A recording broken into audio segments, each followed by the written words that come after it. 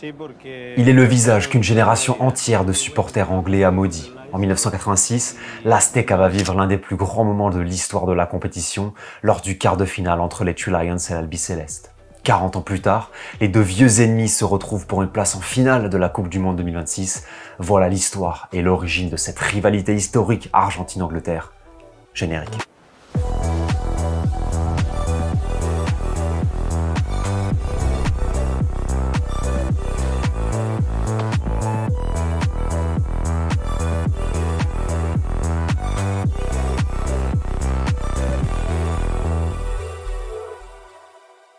Bonjour à toutes et à tous et bienvenue sur l'Arena. Aujourd'hui, nouvelle vidéo sur la haine, l'animosité entre Anglais et Argentins à quelques heures de leur demi-finale de Coupe du Monde. Si vous ne la connaissez pas, vous allez découvrir à quel point les matchs Argentine-Angleterre sont brûlants et tendus, aux origines géopolitiques et historiques dépassant le strict cadre du football. N'oublie pas de cliquer là pour soutenir la chaîne gratuitement, un like, l'abonnement et la petite cloche pour ne manquer aucune nouvelle vidéo. Merci à celles et ceux qui portent régulièrement la chaîne. Bienvenue à toi si tu me découvres, monte dans le train. Argentins et Anglais vont recroiser le fer pour la 6e fois de leur histoire en Coupe du Monde. Mais avant de revenir sur l'historique complet de leurs affrontements, il faut rappeler que les relations politiques et internationales entre l'Argentine et le Royaume-Uni ont connu moult tumultes. Au début du XIXe siècle, alors que l'Argentine n'est pas encore indépendante, le territoire argentin est l'objet de la rivalité entre empires, entre l'empire espagnol d'un côté qui colonise l'Argentine et l'empire britannique de l'autre, qui a certaines velléités. Ainsi, en 1806-1807, l'Empire britannique mène une vaste série d'invasions dans le Rio de la Plata, qui est l'embouchure fluviale entre l'Argentine et l'Uruguay. Pendant cette période, les Britanniques envahissent Buenos Aires et font face aux locaux argentins qui combattent aux côtés des colons espagnols pour repousser les Britanniques. Ces invasions se soldent par une lourde défaite pour l'Empire british. 10 années plus tard, en 1816, l'Argentine, qui puisera de cette victoire contre les Britanniques un véritable sentiment national, prend son indépendance de l'Espagne. De l'indépendance argentine va germer un contentieux territorial avec le Royaume-Uni autour des îles Malouines en espagnol, les îles Falkland en anglais. Si dès 1816 l'Argentine annonce récupérer la souveraineté espagnole des îles, qui sont à 463 km des côtes argentines, le Royaume-Uni en prend possession en 1833 et va dominer, coloniser l'île, qui est riche en ressources, notamment halieutiques ou gazières. C'est aussi un emplacement stratégique sur la carte du monde, pas très loin de l'Antarctique et pas très loin d'autres possessions coloniales d'outre-mer du Royaume-Uni. Ce n'est que plus d'un siècle plus tard, en 1982, qu'on va beaucoup reparler des îles Malouines, après le déclenchement d'un conflit armé entre les deux pays, mais ça, on en parle juste après. Quelle est l'histoire footballistique entre les deux nations? En 1951, premier affrontement de l'histoire entre les deux sélections, match amical à Londres remporté par les Anglais 2-1, mais c'est la Coupe du Monde 1962 qui marque réellement le début de la grande histoire en match officiel entre l'Albiceleste et les Two Lions, puisque l'Angleterre remporte au Chili une victoire 3-1 en phase de groupe, avec notamment un but de Sir Bobby Charlton. 4 années plus tard, Coupe du Monde 1966 en Angleterre, tient donc il y a pile 60 ans, l'Argentine et l'Angleterre s'affrontent en quart de finale. C'est un match âpre, disputé, rugueux, probablement comme celui qui nous attend mercredi soir. 35e minute de jeu, Antonio Ratin, légende argentine de Boca Juniors, qui vient malheureusement de décéder il y a 2 jours, est expulsé par l'arbitre allemand de la rencontre, Rudolf Kratlein. Sauf qu'à l'époque, il n'y a pas de carton, ni de carton jaune, ni de carton rouge. Alors pourquoi Antonio Ratin est expulsé?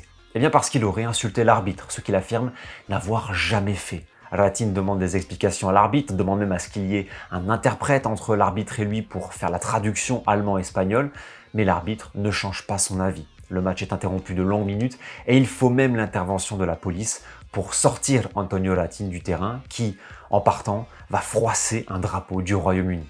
Alors là, les événements prennent une toute autre tournure, de l'ordre presque du scandale diplomatique international, tout ça sous les yeux d'Elisabeth II, la reine d'Angleterre. Match électrique, parce qu'à partir de l'infériorité numérique argentin, ça va être un match encore plus viril, très contesté, où l'arbitre est au cœur des discussions avec les joueurs. Les Argentins sont héroïques défensivement, résistent, mais plient finalement en fin de match. Les Anglais s'imposent 1-0 et se qualifient en demi-finale. C'est le scandale en Argentine. Les médias crient à l'injustice, comme Antonio Ratin d'ailleurs. Les journalistes argentins sont vent debout contre l'arbitrage jugé pro-anglais, ce qui va d'ailleurs être alimenté tout au long de la compétition, y compris en finale contre l'Allemagne de l'Ouest avec le but fantôme du 3-2 en prolongation, qui n'a pas vraiment franchi la ligne entièrement. 1966, c'est le premier gros pépin dans la querelle entre Argentins et Anglais, tout ça renforcé par le comportement du sélectionneur anglais Alf Ramsey qui avait dit à ses joueurs de ne pas échanger leur maillot avec les Argentins parce qu'il les trouvait pas très fair-play et qui aurait même qualifié les Argentins d'animaux, des propos que les Argentins, tant les médias, les joueurs que les supporters n'oublieront pas. C'est le début de cette rivalité donc et l'histoire de la Latine poussera notamment la FIFA à introduire le système de carton jaune ou rouge pour avertir ou exclure. 20 ans plus tard, presque jour pour jour, Anglais et Argentins se retrouvent en quart de finale d'une Coupe du Monde au Mexique en juin 1986. C'est un contexte politique et international délétère entre les deux pays à l'heure où il n'y a plus aucune relation diplomatique entre Londres et Buenos Aires. Et ce, jusqu'en 1990. La raison, la guerre des Malouines de 1982 qui a duré un peu plus de 2 mois. L'Argentine, qui souhaite prendre la souveraineté des archipels par les armes, envahit les îles Malouines le 2 avril 1982, alors toujours sous domination britannique. Les Britanniques, qui sont sur place, défendent ardemment l'île et vont d'ailleurs considérablement renforcer leur défense et vaincre les troupes argentines de Videla. La dictature de Videla est alors en perte de vitesse. Elle va d'ailleurs s'effondrer en 1983, affaiblie par cet échec militaire. Mais cette offensive sur les Malouines, elle traduit la volonté de Videla de reforger un esprit national autour d'une cause patriotique extrêmement importante au pays. Les Malouines, pour les Argentins, c'est presque une cause existentielle. C'est une revendication qui est partagée par quasiment tout le monde. Il y a des chants patriotiques qu'on va entendre mercredi au stade. Il y a des drapeaux, des fanions des îles aux couleurs argentines. Donc, il y avait un véritable calcul politique derrière cette guerre. Sauf que l'Argentine va la perdre. Le bilan militaire est de 649 morts côté argentin, 258 morts côté britannique. A l'inverse, pour le gouvernement Thatcher, c'est un vrai succès politique et électoral. En 1986, donc, le quart de finale Argentine-Angleterre a lieu 4 ans après cette guerre, 4 ans après un affrontement militaire qui découle de l'histoire coloniale de l'Empire britannique, 4 ans après une lourde humiliation sur le champ pour l'Argentine. La bande à Maradona, Valdano, Burruchaga se dresse ainsi face à ce match symbolique d'une importance sociale extrême pour tout un pays. D'autant plus que les Argentins arrivent vraiment avec l'esprit de revanche après la guerre. Si vous retrouvez les déclarations de Maradona, il y a un esprit de revanche clair. Dans le vestiaire, ça parle de gagner pour venger les Argentins morts pendant cette guerre. Pour nous, battre l'Angleterre, c'était comme battre un pays, pas seulement une équipe de football, Dixit el Pibe de Oro, qui a toujours eu dans ses propos autour de ce match une pensée pour les 649 soldats argentins décédés lors de la guerre. Ce qui donne évidemment toute la dramaturgie autour de ce match en 1986, c'est le déroulé, c'est évidemment le but de la main, ce que Maradona a appelé lui-même la main de Dieu, ce qui a vraiment irrité les Anglais, le but le plus frauduleux de l'histoire du football. Tout le monde dans le stade Azteca a vu la main de Diego, tout le monde, sauf l'arbitre. Et quelques instants plus tard, après le but de la triche ultime, Diego marque peut-être le plus beau but de l'histoire de la Coupe du Monde, ce slalom de 50 mètres qu'il conclut seul, victoire 2-1 de l'Argentine. L'un des plus grands épisodes de l'histoire de la Coupe du Monde, l'Albi Céleste, ira d'ailleurs au bout de ce mondial 86. Maradona venge ainsi 1966 et 1982, ce quart de finale et son mondial, le propulsant comme un héros national au pays. Du côté des Anglais, la rancœur et l'animosité envers les Argentins et envers El Pibe de Oro débutent au Mexique en 1986. Les Malouines, ça a toujours son importance dans la relation entre le Royaume-Uni et l'Argentine, parce que l'Argentine revendique encore la souveraineté sur les îles, qui sont aujourd'hui un territoire d'outre-mer britannique. Et d'ailleurs, regardez cette scène du début d'année 2026 pour vous illustrer le contentieux autour des îles. Ça se passe en France, au sein de la Commission des Affaires étrangères de l'Assemblée nationale, et l'ambassadeur argentin en France, Ian Ciele, qui prend la parole avant son audition. Donc, merci sincèrement pour cette invitation. Par contre, je dois malheureusement vous signaler un petit problème, Monsieur le Président, qui est en fait un grand problème pour mon pays.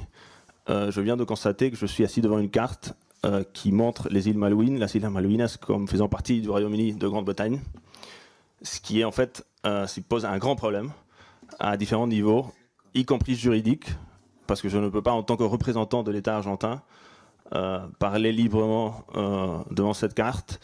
Ça revient à légitimer une situation qui constitue une atteinte, un attentat à la souveraineté de mon pays, à la dignité même de la nation argentine et surtout une violation flagrante du droit international. On frôle l'incident diplomatique et c'est un post-it collé pour couvrir la carte, pour cacher la mention Royaume-Uni sur les îles Malouines, qui va permettre à l'ambassadeur de poursuivre son propos. Ça vous montre donc le poids de ces archipels au niveau international. Cela pousse également la FIFA à prendre des précautions parce que depuis la guerre des Malouines, aucun arbitre anglais ne peut arbitrer l'Argentine et inversement. Conséquence, Anthony Taylor et Michael Oliver, deux des meilleurs arbitres du monde, ne peuvent pas, quoi qu'il arrive, arbitrer la finale du Mondial 2026. Soit c'est l'Angleterre, soit c'est l'Argentine. Tout est fait pour qu'un Anglais n'arbitre pas l'Argentine en Coupe du Monde.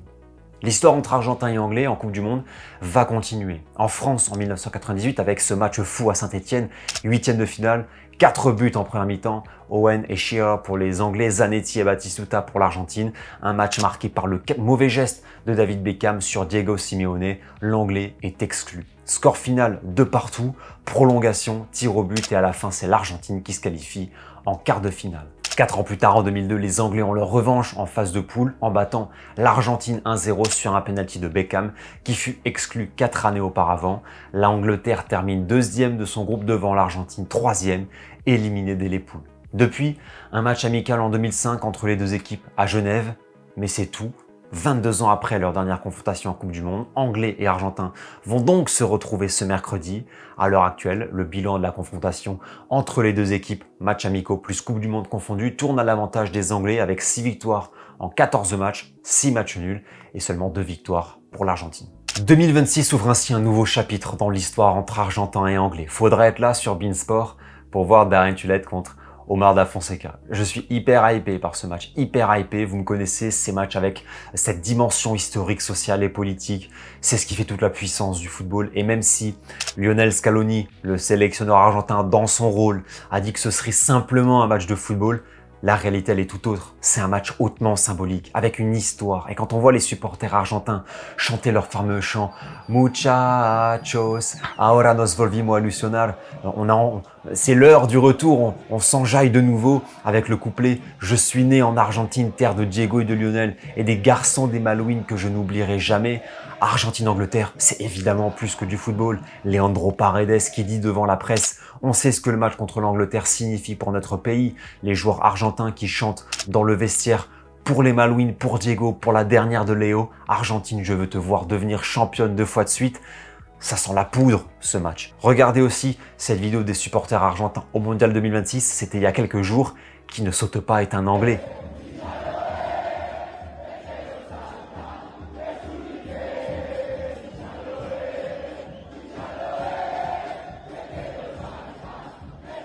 L'excitation est donc à son comble et j'ai l'honneur de vous dire en plus qu'on va peut-être assister au plus grand Argentine-Angleterre. Parce que jamais Anglais et Argentins ne se sont affrontés à un tel stade de la compétition. C'est une demi-finale, on joue une place en finale de la Coupe du Monde. Ce n'est jamais arrivé entre les deux pays. Mon Dieu, ce que ça va être. C'est un match aussi où il y a des grandes lignes à écrire, des récits autour de ces deux sélections. Soit l'Argentine se qualifie pour une nouvelle finale, la 2e de suite, comme en 1986 et 1990, la 3e en 4 Coupes du Monde, avec comme objectif le back-to-back et la 4e étoile. Soit les Anglais se vengent de 1986, quelque chose qui est resté en travers de la gorge de tout le pays, se qualifient pour leur 2e finale de Coupe du Monde, la première depuis 1966 en Angleterre, la première depuis 60 ans.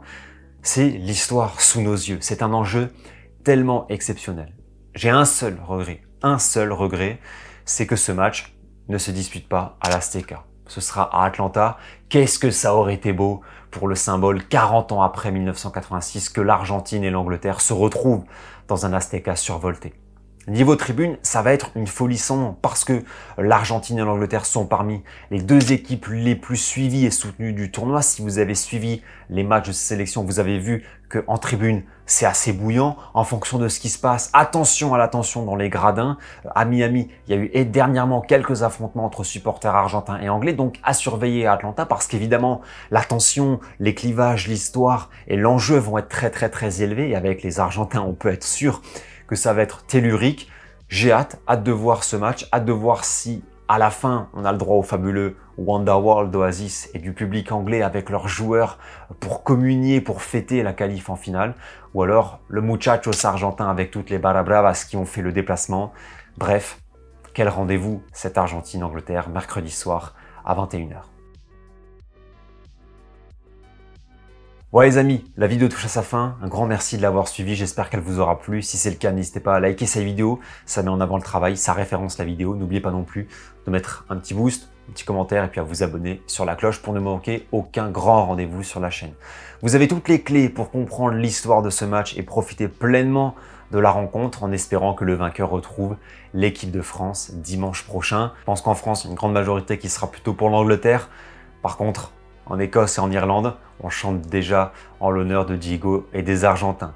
N'hésitez pas à partager votre prono sur cette demi-finale en commentaire et votre avis sur cette rivalité entre Argentine et Angleterre. C'est tout pour moi pour aujourd'hui. Belle demi-finale à toutes et à tous. Régalez-vous, prenez soin de vous et comme toujours, profitez des vôtres. Ciao!